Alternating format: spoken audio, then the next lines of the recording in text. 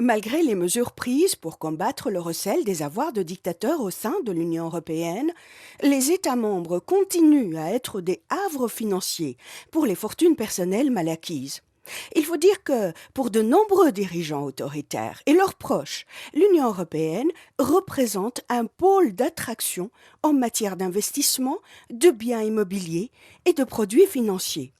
Ils bénéficient de la liberté de dépenser leurs richesses, souvent acquises de manière douteuse, comme l'affirme le Parlement européen dans une résolution adoptée la semaine dernière. Il n'y aura pas deux poids, deux mesures. La résolution fraîchement adoptée ne visera pas uniquement les anciens dictateurs et leurs familles en Tunisie, en Égypte, en Libye et en Syrie, mais sera aussi en ligne de mire des pays comme l'Algérie, le Soudan et partout où les peuples subissent les régimes totalitaires. Graham Watson, député européen et chef de l'Alliance des libéraux et démocrates au Parlement européen, ne mâche pas ses mots. Pour lui, l'Union européenne n'aidera plus les régimes autoritaires à blanchir leurs avoirs acquis de manière illégale.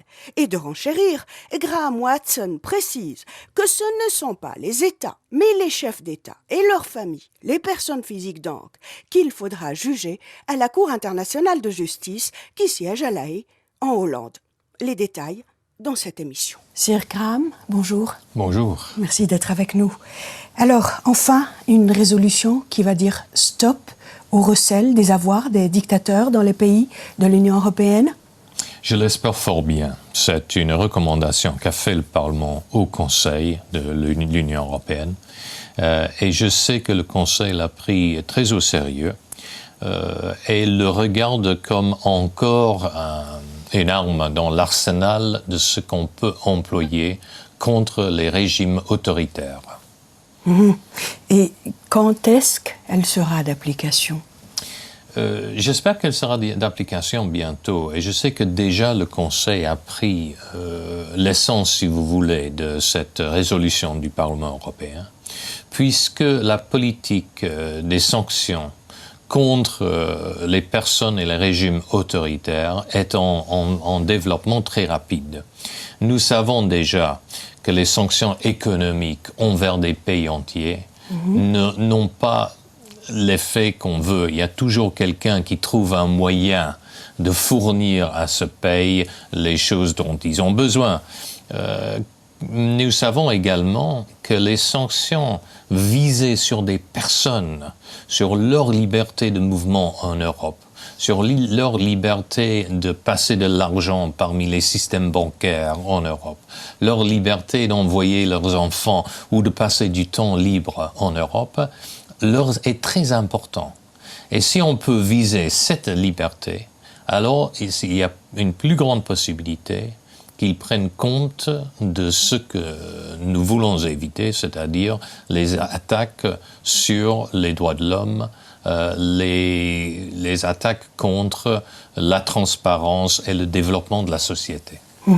Alors, je rappelle que cette résolution a été adoptée par le Parlement européen. J'imagine pas de façon unanime. Il y a eu vos collègues, des parlementaires européens, qui ne l'ont pas adoptée, ratifiée. Ça veut dire qu'il y a des députés européens qui sont pour le recel ?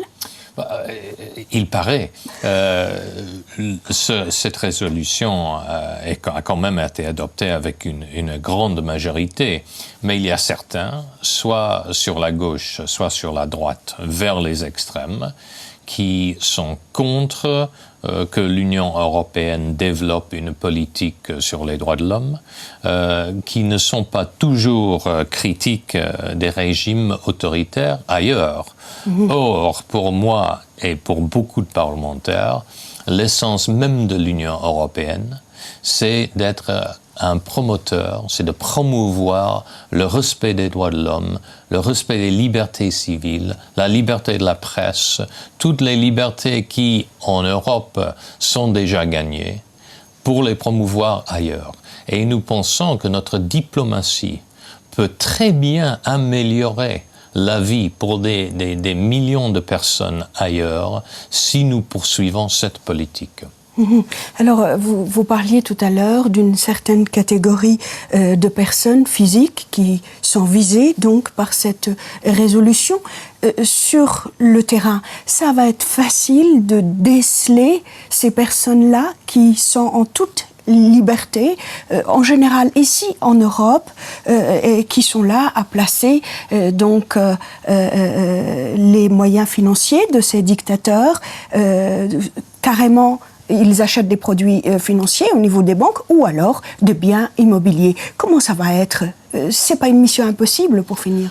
Ce n'est pas une mission impossible, ce n'est pas facile. Il faut d'abord la coopération de toutes les banques européennes, il faut la coopération des gouvernements nationaux et il faut une certaine coopération aussi souvent entre les autorités judiciaires et de la police des pays différents. Mais si vous regardez par exemple la Syrie, oui. Le Conseil de ministres s'est réuni 14 fois dans les derniers 14 mois et chaque fois, il a adopté des sanctions complémentaires sur la Syrie et c'est souvent les personnes qui sont associées ou qui font partie du gouvernement, du régime, qui sont visés par ces mesures. C'est-à-dire, ça donne à l'Union européenne la possibilité d'augmenter toujours un peu plus les sanctions et, si vous voulez, les mesures préventives contre les régimes qui ne respectent pas les droits de l'homme, qui font des attaques sur leurs propres citoyens, etc. Quelque part, c'est grâce à ce printemps arabe qu'aujourd'hui on peut parler librement de ces dictateurs qui, pour la plupart, pas pour la plupart, il y a 3 ou 4 qui sont tombés. Je pense à M. Kadhafi, à M. Ben Ali, à M. Moubarak. Alors, cher Graham, comment est-ce qu'on va faire pour, quand je dis on, c'est-à-dire les populations de ces pays-là que je viens de citer, pour qu'ils puissent bénéficier de l'argent qui a été placé par ces dictateurs? Ce sont des montants astronomiques. Je pense à Moubarak qui aurait placé près de 70 milliards de dollars en Europe et aux États-Unis. Ce sont des montants astronomiques et je regrette vivement que dans le passé, nous n'avons pas poursuivi ces politiques-là, puisque ça fait déjà depuis 40 ans que l'Europe parle d'aider les peuples du bassin de la Méditerranée. Oui. C'est déjà depuis 40 ans que Moustaki a chanté des pays meurtris comme autant de plaies vives en Méditerranée. Nous savons depuis longtemps que ce problème existe. Nous n'avons rien fait jusqu'à très récemment pour le combattre. Or, M. Moubarak et beaucoup d'autres ont pu entre-temps voler beaucoup d'argent de leur pays et le mettre dans les banques européennes. Il est très difficile, d'un point de vue juridique, pour l'Union européenne d'avoir accès à ces fonds. Nous pourrons les geler, et c'est ce que nous faisons. Mais on ne peut pas les prendre et les redonner comme ça au prochain gouvernement. Il faut quand même un processus juridique. Il faut avoir des preuves que cet argent n'était pas un argent gagné par des moyens juridiques, juridiquement acceptables, je veux dire. Souvent, il est possible, mais il n'est pas toujours. Et là, nous devons encore développer notre politique dans le domaine de la diplomatie sur les relations extérieures pour pouvoir redonner aux gens qui ont été, en effet,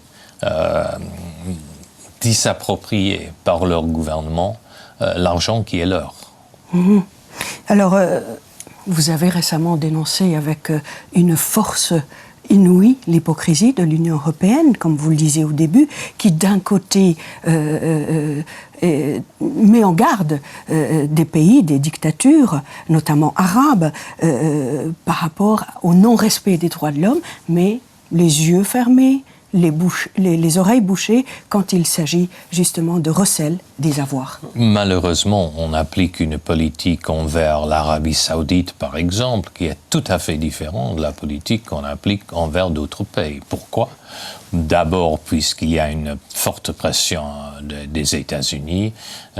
En deuxième lieu, puisque nous dépendons sur l'Arabie saoudite pour des matières premières. Mais en même temps, on le justifie avec ce qu'on appelle la raison d'État. Ce qu'on dit, c'est qu'il s'agit d'une réelle politique.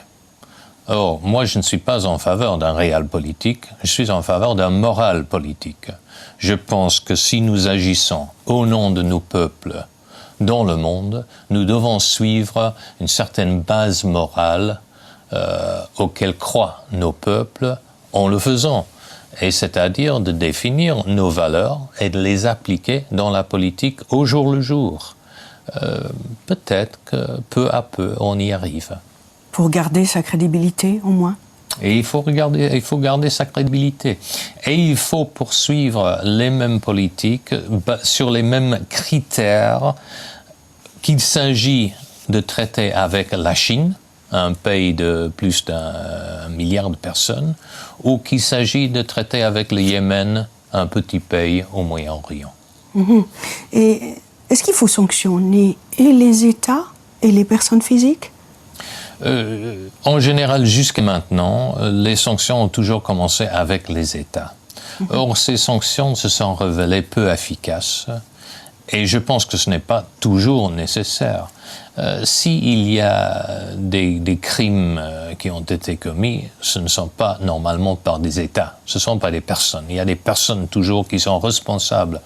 Or, nous développons à La Haye l'idée de la possibilité de poursuivre en loi. Vous parlez de La Haye, donc de la Cour internationale de justice, la Cour européenne de justice. La Cour internationale, en effet. La Cour internationale pour des crimes contre l'humanité. Donc nous poursuivons des individus pour ce qu'ils font, pour les choses pour lesquelles ils sont responsables.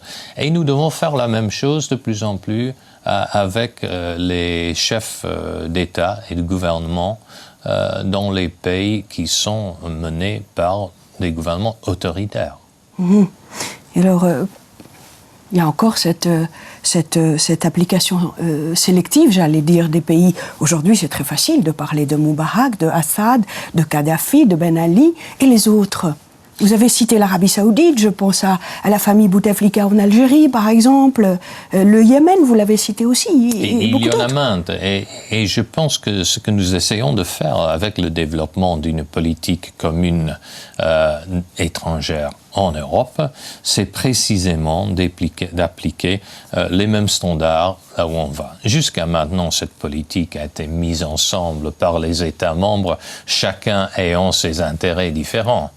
Or, une politique commune de l'Union européenne est une politique derrière laquelle tous les pays peuvent se mettre en disant « nous avons tous les mêmes valeurs, nous procédons de la même façon sous la bandière de l'Union européenne en essayant de guider la politique mondiale. » Nous ne faisons pas les juges de l'humanité. Mais nous reconnaissons que nous vivons dans un monde où les individus sont et peuvent être coupables. Et donc, c'est poursuivre les individus autant que poursuivre des États, comme nous l'avons fait dans le passé. Poursuivre les États, ça dommage souvent les pauvres, les gens qui vont acheter quelque chose qu'ils ne trouvent plus dans leur magasin, puisqu'il y a des sanctions économiques. Si nous visons les individus responsables de l'État, c'est souvent beaucoup plus efficace. Et on va les faire par rapport aux pays qui ne sont pas, aux dictatures qui ne sont pas encore touchées par le printemps arabe? Je l'espère fort bien. Et dans mon rapport qui a été adopté par le Parlement, on ne fait pas de distinction. On parle des pays avec les gouvernements autoritaires contre lesquels on pratique déjà les sanctions. Or, on pratique déjà les sanctions envers la Chine, par exemple, puisque nous ne vendons pas des armes à la Chine. Pourquoi ne pas regarder ce que font, sur base individuelle, les chefs de cet État et de réagir contre eux comme nous le ferons contre d'autres.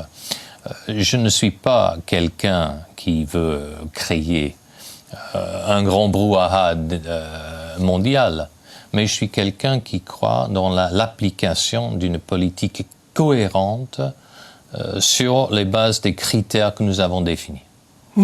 Et cette cohérence, elle peut aussi aller avec les intérêts économiques. Vous parlez d'embargo pour les armes par rapport à la Chine. Et les intérêts économiques de l'Union européenne, alors les armes sont produites, sont fabriquées pour être vendues. Oui, et évidemment, nous aurons un intérêt, si vous voulez, prise point de vue tout à fait commercial, à vendre les armes à la Chine. Nous ne le ferons pas. Pourquoi? Parce que nous croyons que le gouvernement chinois est capable de les employer contre leur propre peuple, comme ils ont fait d'ailleurs en 1989. Très peu a changé dans un certain sens en Chine depuis dans la politique du gouvernement envers les peuples qui se rebellent. Mais en même temps, si nous appliquons cette politique, nous devons appliquer aussi d'autres mesures, ou être en mesure d'appliquer d'autres mesures contre des individus. C'est ce que nous avons commencé à faire dans certains pays arabes, surtout en Égypte, en Tunisie, puis en Libye, en Syrie. Et nous allons le poursuivre au niveau mondial pour avoir une politique cohérente. Vous avez parlé, vous venez de dire, on peut appliquer d'autres mesures, des exemples? Nous avons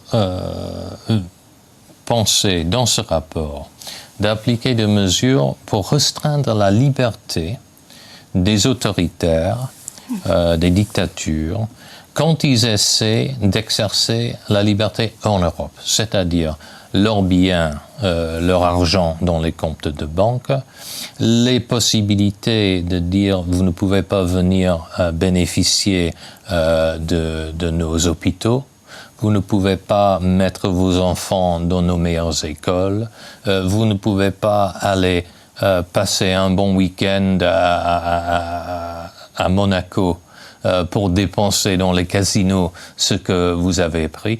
Toute une série de mesures comme ça. Car en réalité, c'est ce qui se passe.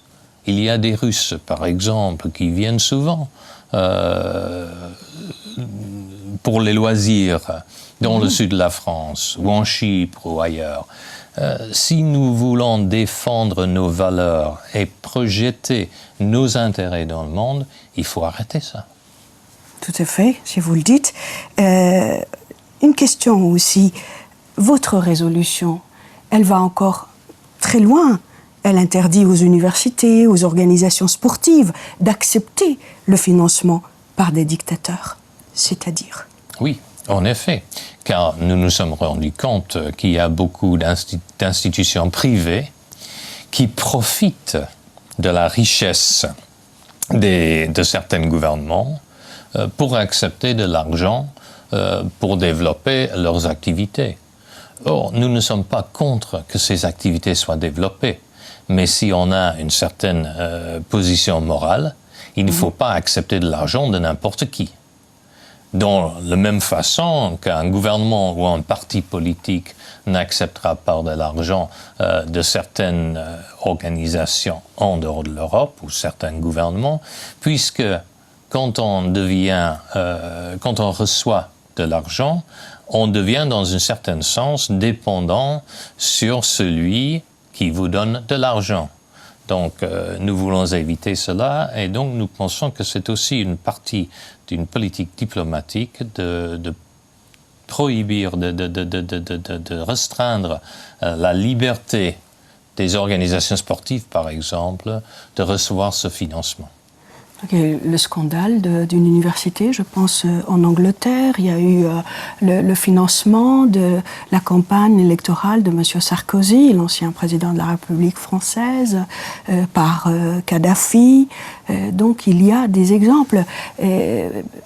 Monsieur Watson, un exemple très concret. Par exemple, quand l'État du Qatar finance un club de football en France, Comment vous pouvez l'expliquer? Est-ce qu'il rentre dans ce moule-là? Par exemple, mais ça pourrait très bien rentrer dans ce moule-là. C'est-à-dire,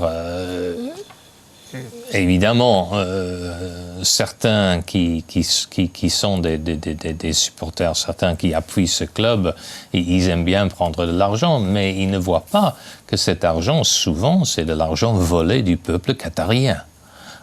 C'est un argent qui peut manquer de légitimité.